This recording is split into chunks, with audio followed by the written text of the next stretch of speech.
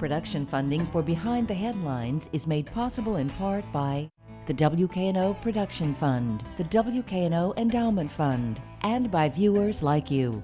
Thank you. What it's like to be a police officer in Memphis. Tonight on Behind the Headlines.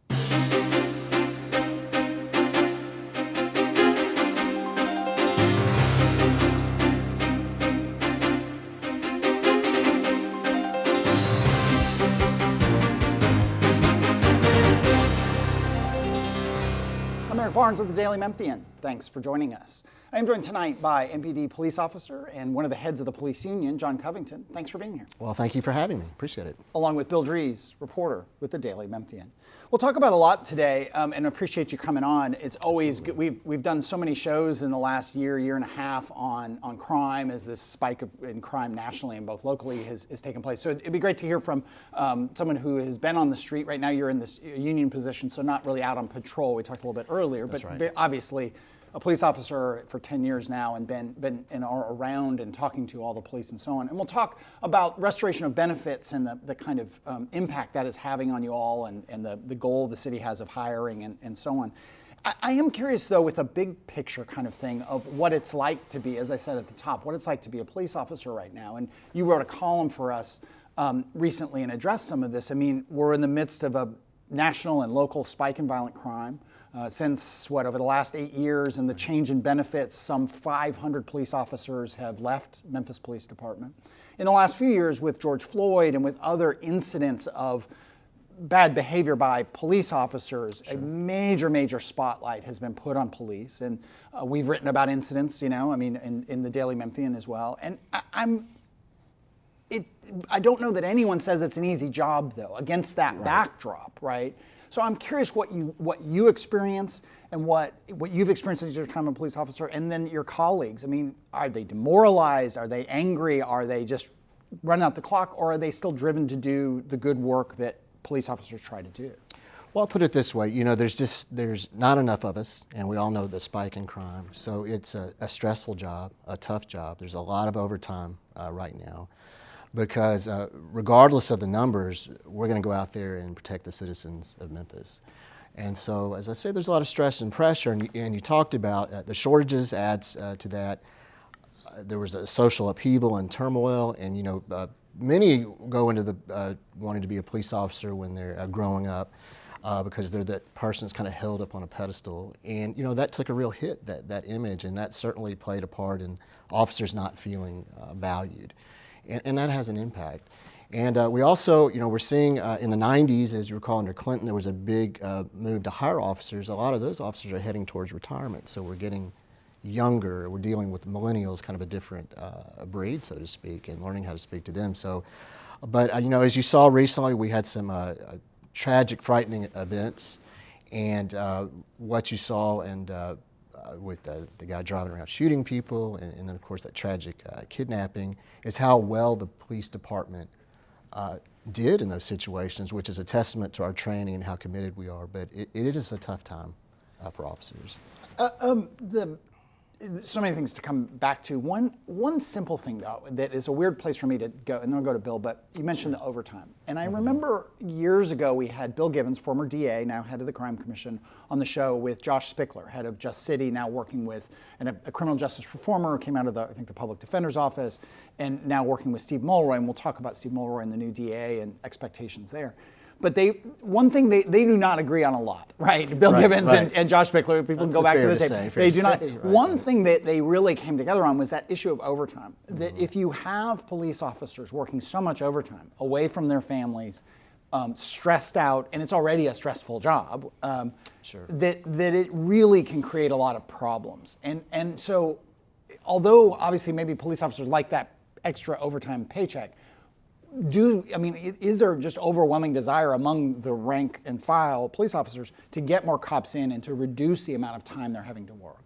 Absolutely. A lot of times you're going to have especially younger officers who don't have families who just overtime. But as you get older, that can be kind of tough. And a lot of officers put a lot of value on that time away. So that does create, it's tough on them right now. And because the job is going to get done regardless.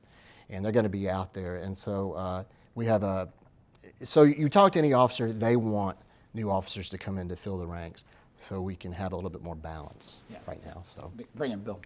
One of the things in talking about recruitment is that I think from past experience that there have been like cycles of recruitment for police where we have a bunch of police officers who are about to hit 25, 30 years, who are about to retire, so we need to start thinking about recruiting more officers.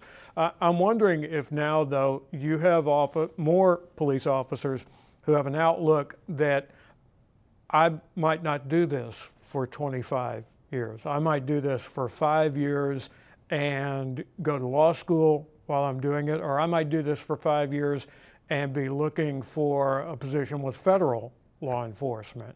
How common is that these days? Well, that's not just in the police world. It's kind of a generational thing. I've seen studies where, our generation, I think, generally thought in terms of like one career or maybe two at most. But you see a lot of the new generation that does think in some shorter term like that. But what we do find is to be a police officer, to really commit to it, if you do it for 5 years, we're finding if you hit that kind of 5-year mark, generally speaking, you're going to stay. Because that's the person who had the calling to do it, has now seen it on the streets. Really, it takes about 5 years to really get it down how to do it. So when they hit that mark, they're kind of on for the long haul. But to your point, the ones that we're losing tend to be before that 5-year period, and that's why I know we'll get into it later. That's why the question of the pension restoration came up, because that was one thing that some of the younger officers talked about over and over, is wanting that defined plan to know their future. Mm-hmm. So Chief Davis, Chief C.J. Davis has been on the job for what, about a year? About a year at this point. Some further efforts have been made. There's been a law passed in Nashville that says you can't have any kind of residency requirement for police and firefighters.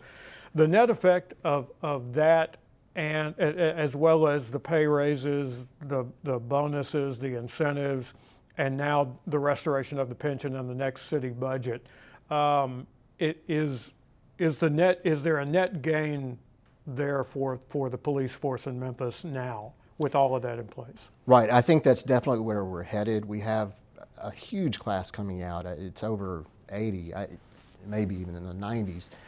Which is one of the biggest classes we've had in a long time. There's obviously been a big focus. So now, as I say in the piece I wrote, this is one of the final bits of the puzzle. We've been, as you say, residency, benefits, pay raises, and so forth. As that's all kind of coming together, the next step you'll see is the police department going out and advertising that and pushing it. Because I think we'll have the opportunity to bring officers in from other departments. Because we're kind of going in another direction than a lot of major departments, away from the cuts, to restoration. So I think we're going to see over time, I think we'll look back to this time period and say this is really when the foundation was built to start rebuilding the department. So I'm pretty optimistic. Right now, in round numbers, Sure. a starting police officer makes what, give or take?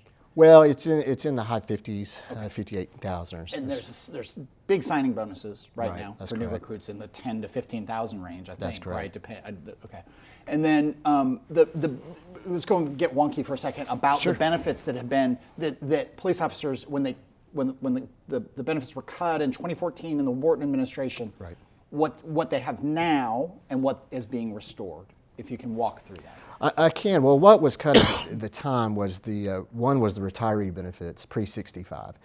So in our job, let's say you come on at 20, you could very well be retiring at 45.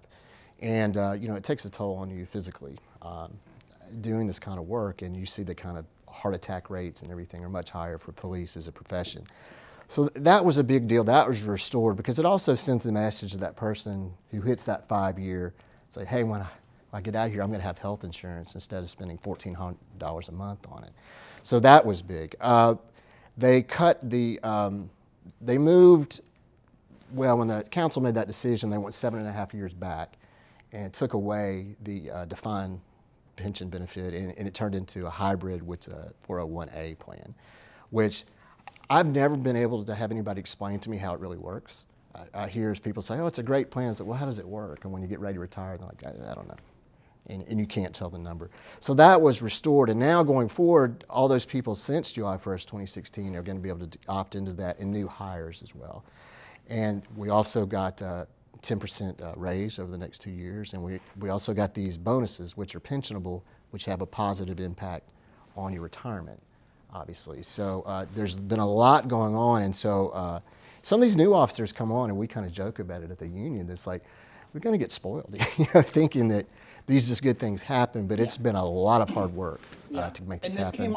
The restoration in part came off the referendum that you very much worked very hard on, and the whole union worked hard on in 2019, that there's a tax increase that would pay for restoration of benefits for police, fire, also some paving, and also pre-K. That's correct, yes. And we'll get more into the numbers as we go into budget season. We'll try to get Shirley Ford on, the chief finance officer, and others from the city and city council. So we won't go too far, because there are people out there, and I remember the debates we had. We had many shows that we did, many shows that Bill and I did about this issue, but it was really important. And it was, the reason that people wanted to cut it was that it looked like we were going towards this fiscal cliff, and this argument that the city over the long term couldn't afford this. The state stepped in and said, hey, you're underfunding your pension. We're going to skip a lot of that today, and we will get to that with city officials and go and charts and graphs and so on and so forth. And because I want to stay on this notion of crime, we talked about some of the high-profile incidents. Sure. We've got a big change in the landscape. We talked about the social upheavals. We talked about all this, the reductions in the force. We've also got a brand new DA, which I referenced. That's correct. Yes. And it would seem maybe some wariness, but I should pose it as a question. We had Steve Mulroy, the new DA, on last week. That Steve came in, I think, in my words, not his, as a criminal justice reformer, wanting to do things differently, but also saying, I want to focus on violent criminals and do all we can. That's where we need to be focused. We need to stop focusing on petty crime. Are the police officers you talk to wary of the new DA and this new administration? Do they embrace the new administration? Is it a wait and see of this new DA and his new approach? It's kind of a wait and see in terms of just where he is, because there's campaigns, obviously, and then he's coming from an academic background, and then I think there's a reality of doing the job. And from our point of view, he needs to be given some time to get into the position and learn. And I think we'll see then how he's going to run that office and what his approach is going to be, because I think the vast majority of citizens in Memphis, we need to be tough on crime. We need to not be just a revolving door and putting people back on the streets. I think we all agree that some of the minor petty stuff doesn't need to be focused on, but if you actually look back at DA Wyrick, she was already kind of doing that. And so doing what? Just clarify that. And not focusing, not worrying so much about the minor stuff, but really. Gotcha. And so so I think he will be, and I can only speak for just kind of think about it, when the reality of the situation, he'll have perhaps rethink or have a more nuanced view of some things, and we'll kind of see how it goes. But obviously he deserves time to get in, fill out the position, and then we'll kind of take it from there. We're not going to prejudge him. It's a tough job. It's a tough job. Bill. And in terms of the benefits restoration for the 1978 plan, which is what it's been referred to, Mayor Strickland made that announcement just a month or two ago, and this will be part of his budget for the budget proposal for the fiscal year that starts July 1st. When he made the announcement at City Hall, one of the first things I asked him was, did the City Council make a mistake when they cut the benefits in 2014? A city council that he was a part of. A city council that he was a part of and that he was the budget chairman of at the time. Correct, He didn't think that the council made a mistake. He said economic conditions changed. What do you think about that? Did the council make a mistake back there? When I was watching that press conference, I heard you ask that question. I recognized that as you. And that's obviously a fair question. I think if you go back and look at the impact that had on losing the officers, I would assume that if they went back in time, the council would make another decision on that. Now, I will say this in the mayor's defense, because having been involved in politics and worked with politicians, I have started to understand you have a certain view on the council that you don't necessarily have from the mayor's office. You're privy to a much broader view and understanding and thinking of kind of longer term impacts, I believe. So we focus on that, and as you know, when Strickland was first elected mayor, the police association did not have a great relationship. But over time, we both have recognized the need for more officers and retention and recruitment, and we've come together and worked really well together on that. And we couldn't have accomplished these things without working with the mayor. And so, yeah, I would say it's good enough for us to focus on the future. We're fixing, I think, some mistakes that were made in the past. But you know, we said at the time what would happen, and it did happen. There's a great line in Broadcast News, which I'm sure you guys are both familiar with, when he said, "It must be nice to be the smartest person in the room and knows what's going on." And she says, "No, it's awful." And so in looking back at that time, we were saying, please don't make these cuts. It's going to have a huge negative impact on numbers of officers and crime, and it did. But to everybody's credit, there's this understanding of moving forward. And luckily, the citizens of Memphis stepped in with the public safety referendum, which has allowed the funds to be able to rebuild and do these things. Mm-hmm. So that's a good thing. Well,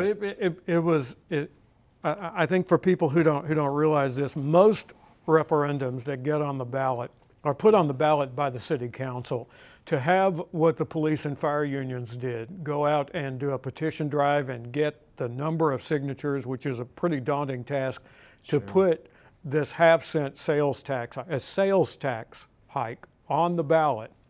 Asking people to tax themselves. Yeah. Do you want to increase the sales tax that you pay? Right. For all of that to happen, what was pretty unusual politically, and is something that those two unions, and many other unions, are not traditionally involved in terms of political activity. What did you learn from kind of wading into those waters on this issue and seeing this thing through?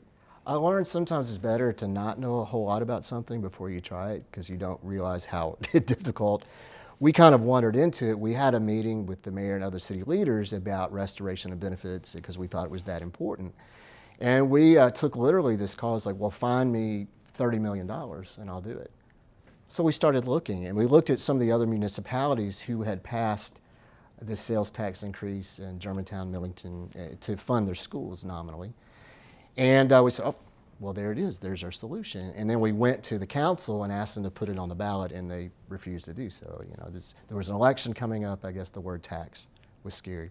Our argument was, if you lay out in the wording exactly what you're going to use it for, and let the citizens know, and let them know that it will help this issue of public safety, we'll feel like they'll vote for it. They didn't want to do it, and so we talked to the state, we talked to the election commission, and found out if 40,000 signatures would put it on the ballot. Well, as you may know, we said, 40,000, we can do that.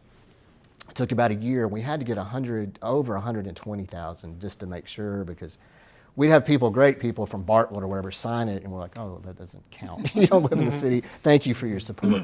So it was a huge undertaking. It was expensive, but you know, I always joke we were dumb enough to try it and smart enough to pull it off. You know, just well, and so then the pandemic hits, and the city starts looking at its finances, and and the city government here, the county government, every local government says, oh, we're going to take a huge hit on sales tax revenue.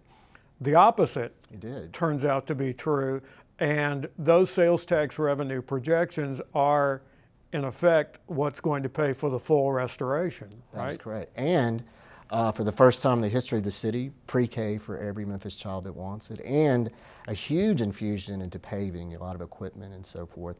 We had charted the sales tax over years, and look back at 2008 during that you know, economic turmoil. At that time, it only dropped a little bit and moved back up, so we were pretty confident.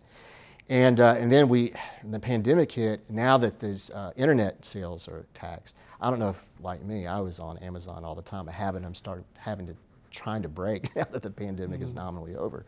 But yeah, the numbers went way up, in which we were all very pleased by. So yes, it has made all this possible. Part of the conversation here with the 6-7 minutes left here is the argument you've referenced here and you made in the column you did in the Restoration, that reduction in number of police officers from something like 2,500 down to around 1,950 right now, something like that. That's right. That was directly tied to the increase in crime. There are people that we've had that debate with other people on the shows. We've talked about criminal justice. Most people who've been on the show have said, we want more police, that will reduce crime. Others have said otherwise. For you, rather than, I just want to acknowledge that there's a debate about that that goes on, and you have your, strong opinion about that. From your point of view, I mean, if the MPD got back up to 22, another 200, another 300 officers over the next few years, one, they would reduce the overtime and stress and the time away from family and even some risks that come with that and burnout and so on. But also, where would they go? Where would they be doing? What would you think? I mean, if you could wave a magic wand and say, hey, we want more cops patrolling, speeders. We want more cops in high crime areas. What is that answer? And what's the best use of those new police officers? Well, you could just be more proactive, and that would be more police on the streets. You could go in and build relationships with these businesses. You could do more targeted policing. You could create more task force. There's just a whole variety of things you could do from the crime fighting side and from the community building side, which is so much a part of it. Just being able to be more proactive, because so many ways we have to be a little more reactive these days. And then it's hard to chart how much crime that we stop that never happens, just based upon people seeing more police cars on the street or more officers in businesses and so forth like that. So, and I just go back to all I have to work from the FBI statistics and the Crime Commission. You see pretty clearly this chart is as police officers go up, crime seems to drop. But it works on so many levels to reduce crime. And as I say, a big part of it is community, working with community, and not just the crime-focused issues. One debate, that has gone on over the last few years of this kind of spotlight on policing, and we've talked about it here on the show and in the Daily Memphian, is this notion of, sort of the broken window strategy which was the strategy of, hey, you really want to arrest or give fines to people who do the smallest of crimes because it says, hey, we're here, don't go down that path. Don't do more because a broken window leads to a break-in, leads to some kind of violence. And so that theory. Then the other theory is, I can't remember what it's really called, but I would sort of think of it as broken taillights, where people who say, look, the more touches you give, particularly young, particularly black, particularly male men, of pulled over for a broken taillight or an expired license, get a $200, $300 fine, that then has some interest on it, get pulled over again. Suddenly you get someone who's got a burden that they cannot take care of. I mean, I think everyone at this table will be like, bummer, I'm going to pay that $200 fine online and I'm done, or I'm going to go down, stand in line and get it taken care of. That's not easy for everybody, Right. And the more touches you create with the criminal justice system is counterproductive. And so where you, the police department, the cops you talk to, where are they on these small offenses and how effective those are at stopping the bigger offenses? Right, and to your point, Memphis is an economically struggling city in many ways with a large poor population, and so you don't want to put those extra burdens on people. So when I talk about proactive, it's being out in the community, in the schools, things of that nature, creating these more positive relationships. And so that's I don't know what the term, but I wouldn't say broken windows, more like broken pathways, towards success. And just real quick, the MPA working with the Crime Commission is working with Memphis City, or Shelby County Schools, on a program called a Public Services Academy. The idea is you start in 9th grade and you take different tracks to police, fire, or maybe be a politician or an attorney. And the idea is to have a lot of mentors and create economic opportunity in these kind of great careers, but also create something uniquely Memphis and something we're talking about. So I think everybody gets, when you talk about being more proactive, not necessarily that kind of punitive way, but a more positive way. Do police officers, again, just a minute left here, apologies, Bill, we've talked a lot about diversion programs and alternative programs where, particularly with juveniles who are picked up for not gun violence, shooting, but kind of interim sort of offenses, not going to the juvenile justice center, not going to jail, but going to some sort of diversion some place where they might get some counseling. They might somebody who helps them out on maybe they're homeless, maybe they've got a broken family, they've got all those kind of factors. Do cops, and there's similar programs for maybe for people who are homeless or people who are or just other kind of issues, social issues. Do cops by and large support those sort of alternative paths for low and medium, for lack of a better term, medium offenses? Absolutely. And in fact, a lot of officers on their own time create programs to do that.